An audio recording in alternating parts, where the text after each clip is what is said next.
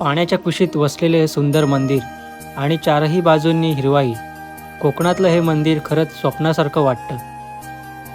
नमस्कार, मी शशांक. आज आपण निघालो आहोत कोकणातल्या एका सुंदर आणि शांत अशा शिवमंदिराच्या दर्शनासाठी. श्री मल्लिकार्जुन मंदिर, शिरंबे, संगमेश्वर.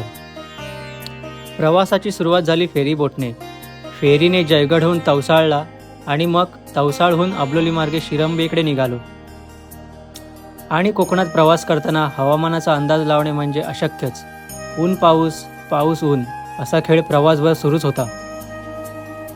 अखेर हा सुंदर प्रवास संपवून आम्ही पोचलो श्री मल्लिकार्जुन मंदिर, शिरंबे. आणि मंदिर दिसताच पहिल्याच नजरेत लक्ष वेधून घेतं ते म्हणजे पाण्याच्या कुशीत वसलेलं हे सुंदर मंदिर, त्याचं लाल कौलारू छप्पर आणि आजूबाजूची हिरवाई. श्री मल्लिकार्जुन हे भगवान शिवाचे एक पूजनीय स्वरूप मानले जाते. मल्लिकार्जुन हे नाव प्रामुख्याने मल्लिका म्हणजे जाईचे फूल आणि अर्जुन या शब्दांशी जोडले जाते. भगवान शिवाला मल्लिकार्जुन या नावाने दक्षिण भारतात तसेच महाराष्ट्रातील अनेक शिवक्षेत्रांमध्ये श्रद्धेने पूजले जाते.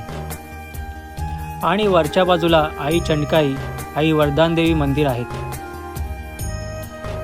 चला तर मग पाहूया कोकणाच्या या सुंदर शिव मंदिराचे सौंदर्य. या मंदिराचं सर्वात खास आकर्षण म्हणजे मंदिराभोवती असलेले शांत पाण्याचं आवार. जणू निसर्गानेच या देवस्थानाला आपल्या कुशीत घेतले. इथे आल्यानंतर काही क्षण का होईना मन अगदी निवांत होतं. फेरीबोटपासून सुरू झालेला हा ऊन पावसाचा प्रवास अखेर येऊन थांबला श्री मल्लिकार्जुनाच्या चरणी. असा हा सुंदर अनुभव तुम्हाला कसा वाटला कमेंटमध्ये नक्की सांगा. आणि माझ्या शशांक्स POV या चॅनलला नक्की फॉलो आणि सबस्क्राईब करा. भेटूया पुढच्या प्रवासात.